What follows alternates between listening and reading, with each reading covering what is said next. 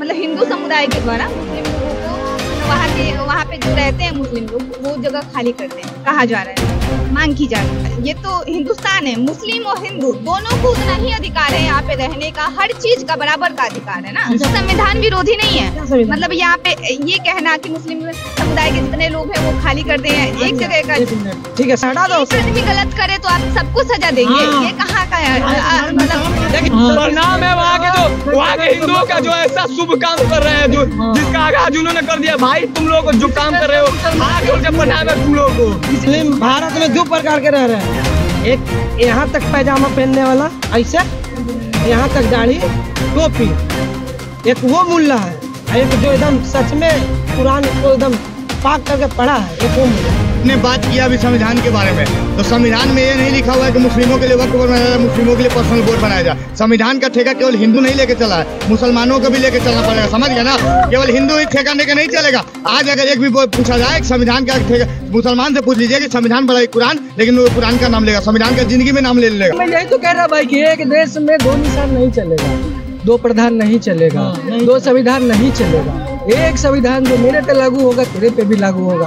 शादी करोगे तुमको 3 तलाक सरिया है तुम्हारा, जब सजा पाने का आएगा तो सरिया से पाओ ना। किसी मांग क्या किया जा रहा है? हटा दो कचड़ा को, हटाओ वहाँ से, साफ करो कचड़ा तो हटा दो।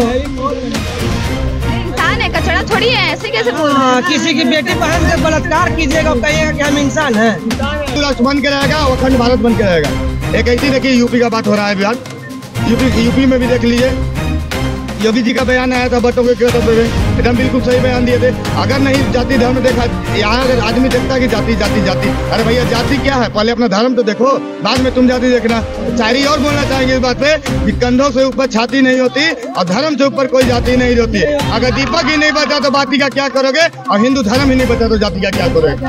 जब आज़ाद हो रहा था तो उस समय ये बोला गया था कि जो लोग यहाँ रहना चाहते हैं वो लोग यहाँ रहें, जो दूसरे देश जाना चाहते हैं, दूसरे देश मतलब पाकिस्तान, ठीक है, वो जाना चाहे तो वहाँ।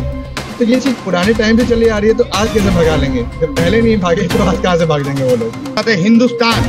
हिंदुस्तान से भी अर्थ निकलता है हिंदुओं का स्थान, तो बीच में मूल्य क्या कर रहे हैं? बीच में मूल्य क्या कर रहे हैं?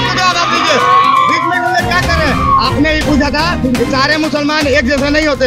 एक बात बताइए कि सांप की प्रजाति में हर एक सांप वैसा नहीं होता है, लेकिन आपके घर कोई सांप आएगा तो उसे डसवा के देखिएगा, कि सांप जहरीला है कि नहीं। एक बात बताना चाहेंगे, और लोग तो बोलेगा, सब बोलता है कि मुसलमानों का भी खून शामिल है इस मिट्टी में। एक शायरी बोलना चाहेंगे कि सभी का खून शामिल है इस मिट्टी में, हम अनजान थोड़ी हैं, लेकिन जिसके अब्बा ले चुके पाकिस्तान उसके बाप का हिंदुस्तान थोड़ी है। जैसे अब्दुल कलाम जैसा उन लोग जन्म लेते हैं, अब ये सब है ना, घर में पना दो, अब बम गिराओ, उड़ा दो। नमस्कार, आप देख रहे हैं वक्त की आवाज इंडिया। मैं हूँ आपके साथ खुशी गोस्वामी। उत्तराखंड में कुछ दिन पहले एक मामला आया था एक लड़की के साथ छेड़खानी का, और तब से ही हिंदू संगठन द्वारा एक मांग उठ रही है, एक आवाज उठ रही है कि वहाँ के जो मुस्लिम समुदाय के लोग हैं वहाँ वो जगह खाली करें। इसके पीछे बहुत सारे सवाल भी हैं। पहला सवाल ये कि क्या बाहरी मुस्लिम के नाम पे वहाँ के मुस्लिमों को टारगेट किया जा रहा है, या फिर हिंदू मुस्लिम के नाम पे राजनीति की जा रही है? बहुत सारे सवाल हैं, और सबसे बड़ा सवाल कि क्या ये संविधान विरोधी नहीं है? और इसी सब का जवाब जानने के लिए हम जनता के बीच मौजूद हैं। क्या कहेंगे भैया? सबसे पहले वक्त की आवाज जितने भी देखने वाले हैं, मेरा नमस्कार, जय श्री राम। देखिए, जो आप बताई हैं कि वहाँ से खाली करने की मांग की जा रही थी, एक लड़की का रेप हुआ है, ठीक है, मतलब रेप नहीं, छेड़खानी जैसे बोल सकते हैं, हुआ है। तो आप बताइए कि मेरा भाड़ा का घर है, ठीक है, मेरा घर है, और आप भाड़े पे रहना चाहती हैं, तो हम नहीं देंगे। तो इसमें संविधान विरोधी क्या हुआ? जो वहाँ पे के हिंदू हैं, मार्केट और दुकान मुस्लिमों को नहीं देना चाहते हैं। आपको भी मालूम है, हमको भी मालूम है कि कौन कैसा नजर से देखता है। जब तक इस देश में आप समझ लीजिए 30 करोड़ रहेगा, तब तक वो तो हम लोग अपने मतलब फुल सेफ्टी नहीं रहेंगे। अगर उधर के लोगों को जैसे कि जानते हैं कि हमारे साथ ऐसा मुस्लिम ही कर रहे हैं, तो हम अपने भाड़ा पे दुकान क्यों देंगे? हम अपने हिंदू भाई को क्यों नहीं देंगे? हिंदू भाई हमारा आएगा, देखेगा घर का। देखिए भैया, ये तो हिंदुस्तान है, मुस्लिम और हिंदू दोनों को उतना ही अधिकार है यहाँ पे रहने का, हर चीज का बराबर का अधिकार है ना। अच्छा, अधिकार किसने दिया है? अधिकार संविधान ने दिया है। तो संविधान बोला था कि वक्फ बोर्ड बनाइए, संविधान बोला था कि वक्त पर बोलेंगे। एक देश में एक कानून रहना चाहिए, दो कानून नहीं। बोलिए आप। देखिए पहले ही से ही संविधान का उल्लंघन इस देश में होता आया है। 106 बार पूरा मिला के 109 बार संविधान में संशोधन हुआ है। 106 बार, जिसमें से जो कांग्रेस की सरकार है वो करते आ रही है। आप बोल रहे हैं कि एक देश में मुसलमान और हिंदू का उतना ही अधिकार है। आपको पता है ना कि इस देश में इसके लिए मुसलमान के लिए अलग कानून बना है, शरिया अलग एक कानून है। शरिया के अनुसार रहने का भैया, रहने का एक देश में, यही तो कह रहा भाई कि एक देश में दो निशान नहीं चलेगा, दो प्रधान नहीं चलेगा, दो संविधान नहीं चलेगा। एक संविधान जो मेरे पे लागू होगा तेरे पे भी लागू होगा। शादी करोगे तुमको 3 तलाक सरिया है तुम्हारा। जब सजा पाने का आएगा तो सरिया से पाओ ना। किसी को तुम गोली मारते हो, सरिया के अनुसार रोड पे तुम्हारा मर्डर कर दिया जाएगा। सजा पाना है तो मेरे लिए तो अदालत खुला है जी, मैं तो सुप्रीम कोर्ट में जाऊंगा। सजा भी पाओ सरिया के अनुसार, तब जाके करो। तो सिर्फ शादी करने के लिए सरिया है? सरिया के अनुसार ही सारा काम, या तो पूरा सरिया चलाओ या तो भारत के संविधान के अनुसार काम करो। परिणाम है वहाँ के हिंदुओं का जो ऐसा शुभ काम कर रहे हैं, जो जिसका आगाज उन्होंने कर दिया। भाई तुम लोग जो काम कर रहे हो, हाथ जोड़ के परिणाम है तुम लोगों को। इसी देश का मुसलमान कश्मीर से रकीब का गानू जो हॉर्न बजा रहे थे, नाम अनाउंस कर रहे थे, कौन था वो? इसी देश का ना है। आज भी यही है ना, हमारे बीच में ही है ना। कश्मीर में जो चुन के सबको मार रहा था, वहाँ मस्जिद से अनाउंस करके कहाँ के हैं लोग? इसी देश के हैं, यहीं पे है, आज भी है। तो ये खाली करने के लिए बोलना सही है क्या? नहीं, खाली करने के लिए बोलना सही नहीं है, लेकिन जो ऐसा है उसको तो खाली करना पड़ेगा। इस टाइप का जो लोग है, जो मंत्री से अनाउंस करके नाम जिसने घर खाली कराया उस समय, उसको तो खाली करना पड़ेगा। आज नहीं तो कल करना पड़ेगा। तुमने कभी किसी का घर तोड़ा है तो तेरा भी टूटेगा, खाली करना पड़ेगा। क्या बोलेंगे? मतलब हिंदू समुदाय के द्वारा मुस्लिम लोगों को वहाँ पे जो रहते हैं मुस्लिम लोग, वो जगह खाली कर दें, कहा जा रहा है, मांग की जा रही है। मांग क्या किया जा रहा है? हटा दो कचरा को, हटाओ वहाँ से, साफ करो कचरा तो हटा दो। अरे इंसान है, कचरा थोड़ी है, ऐसे कैसे बोल रहे हैं? किसी की बेटी बहन का बलात्कार कीजिएगा, कहिएगा कि हम इंसान हैं? कचरा। भारत में 2 प्रकार के रह रहे हैं। एक यहाँ तक पैजामा पहनने वाला, ऐसे यहाँ तक दाढ़ी टोपी, एक वो मुल्ला है, एक जो एकदम सच में कुरान को एकदम पाक करके पढ़ा है, एक वो मुल्ला। हटा दो। एक आदमी गलत करे तो आप सबको सजा देंगे? ये कहाँ का है? मतलब देखिए, मुस्लिम भारत में 2 प्रकार के रह रहे हैं। एक यहाँ तक पैजामा पहनने वाला, ऐसे यहाँ तक दाढ़ी टोपी, एक वो मुल्ला है, एक जो एकदम सच में कुरान को एकदम पाक करके पढ़ा है, एक वो मुल्ला। जैसे अब्दुल कलाम जैसा उन लोग जन्म लेते हैं। अब ये सब है ना, घर में पनाह दो, अब बम गिराओ, उड़ा दो। तो ये सब कचरा साफ करना सही कर रहा है।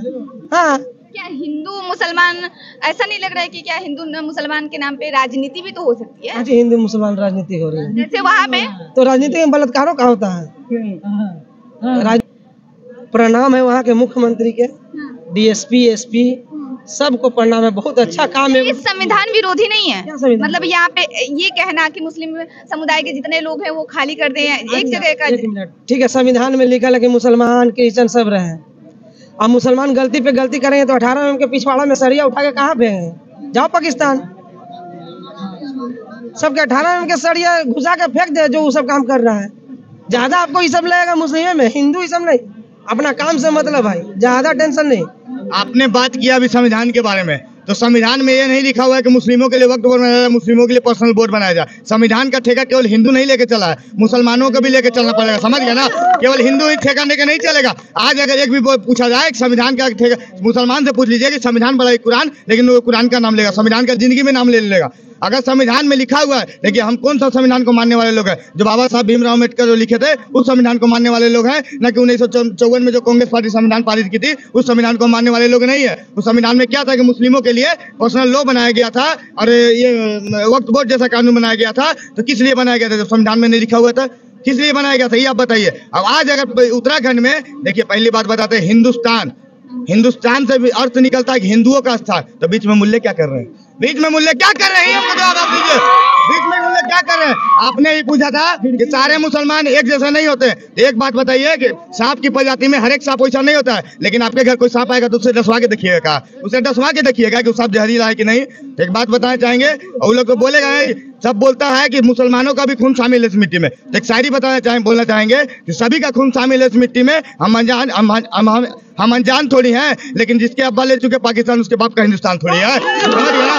उसके बाप का हिंदुस्तान नहीं है, हिंदुस्तान हिंदू का स्थान है, यहाँ हिंदू रहेगा। अगर तुमको रहना है तो कायदे में रहो, तब फायदे में रहोगे, कायदे में रहोगे तो फायदे में रहोगे।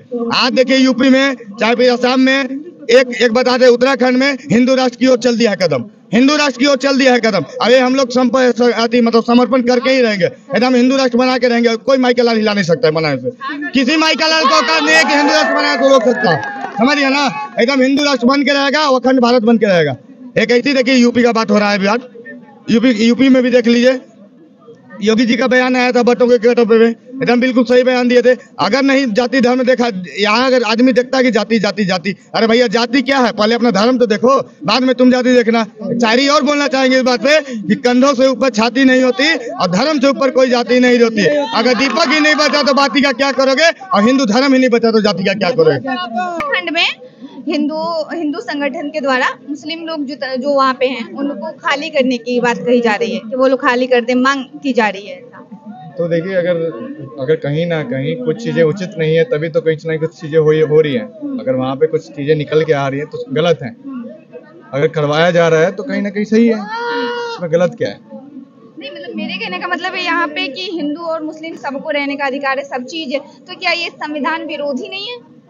ऑफकोर्स देखिए, लोकतांत्रिक देश है हमारा, ठीक है, सर्व समाज सर्व धर्म को लेके चलने वाला देश है हमारा, ठीक है। और बात की जाए कॉन्स्टिट्यूशन में कहीं ये तो नहीं लिखा कि कोई ये धर्म का नहीं रह सकता, इस धर्म का नहीं रह सकता। सारे धर्म को आज़ादी, जब भारत अब आज़ाद हो रहा था तो उस समय ये बोला गया था कि जो लोग यहाँ रहना चाहते हैं वो लोग यहाँ रहें, जो दूसरे देश जाना चाहते हैं, दूसरे देश मतलब पाकिस्तान, ठीक है, वो जाना चाहे तो वहाँ। तो ये चीज पुराने टाइम से चली आ रही है, तो आज कैसे भगा लेंगे? जब पहले नहीं भागे तो आज कहाँ से भाग जाएंगे वो लोग? तो कहीं ना कहीं हमारे देश का जो लोकतंत्र है या कॉन्स्टिट्यूशन है वो लचीला है। अगर बात की जाए, आज मोदी जी की सरकार है देश में, ठीक है, आज भी अगर बात की जाए तो रोहिंग्या देश में बढ़ रहे हैं डे बाय डे, तो वो क्यों नहीं रोक रहे? सरकार, आप हिंदू अपने आप को हिंदू सरकार कहती है, हिंदूवादी सरकार कहती है भारतीय जनता पार्टी, और कोई पार्टी नहीं बोलती। पर भारतीय जनता पार्टी अगर ये बात बोलती है तो कहीं ना कहीं भारतीय जनता पार्टी को रोकना चाहिए, इन चीजों पे कहीं ना कहीं एक्शन लेना चाहिए। तो भारतीय जनता पार्टी नहीं रोक रही तो हम कौन होते हैं रोकने वाले? जब सरकार ही रोकने वाली नहीं है तो हम कौन होते हैं रोकने वाले? सिर्फ और सिर्फ आने वाले चुनावों पे कहीं ना कहीं लोगों को गुमराह करने के लिए सिर्फ और सिर्फ ये चीजें हो रही है। अभी शायद महाराष्ट्र में चुनाव है, आपको पता होगा, तो महाराष्ट्र में एक पोस्टर वॉर चल रहा है, आपको देखा होगा, योगी जी का पोस्टर चल रहा है। वो कहीं ना कहीं तुष्टीकरण की राजनीति की जा रही है। तुष्टीकरण की राजनीति छोड़िए भाई, बहुत बार देखा गया है ना कि हिंदू मुस्लिम के नाम पे भी राजनीति की जाती है, होती। बिल्कुल, देखिए देश में हर दिन तो यही सवाल उठ रहे हैं, तो क्या इसके पीछे हर दिन देश में हर एक महीने बाद कहीं ना कहीं किसी राज्य में चुनाव होते हैं। अभी महाराष्ट्र में चुनाव है, अभी झारखंड में चुनाव है, तो कहीं ना कहीं भारतीय जनता पार्टी अगर तुष्टीकरण की राजनीति नहीं करेगी तो फिर चुनाव कैसे जीतेगी? विकास पे बात नहीं करेगी। विकास पे बात की होती तो शायद जो स्थिति इनकी देश में जो बनी है वो स्थिति नहीं बनी होती। 400 पार आती, जो 400 पार का एक जमूला दिया गया था कि 400 पार, कुछ भी नहीं है, सिर्फ और सिर्फ हवाबाजी है और कुछ नहीं है। महाराष्ट्र चुनाव है, झारखंड चुनाव है, झारखंड का तो नहीं कह सकता, पर महाराष्ट्र में कहीं से कहीं तक नहीं आएंगे। आप लिख के ले लीजिए स्टैम्प पेपर पे, जो इन्होंने सरकार को गिराने का काम किया था आज से 5 साल पहले, जब सरकार वहां पे गिरा दी गई थी, जो शिंदे गुट लेके अपने विधायकों का समर्थन लेके भाग गए थे, जो उद्धव जी की सरकार को गिराने का काम किया गया था, ठीक है। स्टिल झारखंड में क्या हो रहा है, ये डेवलपमेंट की बात नहीं कर रही, ये सिर्फ और सिर्फ तुष्टीकरण की बात कर रहे हैं। अरे तुष्टीकरण से क्या होगा यार? मेरे को खाना नहीं मिलेगा, दवाई से लेकर एजुकेशन से लेकर हर चीज पे जीएसटी लगा रखा है। यहाँ पे बहुत ऐसे लोग होंगे जिनको पता ही नहीं होगा है जीएसटी। हाँ, जीएसटी पता ही नहीं क्या है। दवाई लेने जाएंगे, पहले दवाई का दाम नहीं, जीएसटी दीजिए। पढ़ाई के लिए किताबें लेने जाएंगे, पढ़ाई के लिए एडमिशन कराने जाएंगे, जीएसटी दीजिए। अरे भाई साहब, हम तो चलो हम लोग एक बढ़िया फैमिली से बिलोंग करते हैं, पर ये चीज सोचिए कि जो गरीब परिवार से बिलोंग करता है, जिनका आर्थिक आधार पे मजबूत नहीं है, वो लोग जीएसटी पे आउट करेंगे या पहले स्कूल की फी पे आउट करेंगे?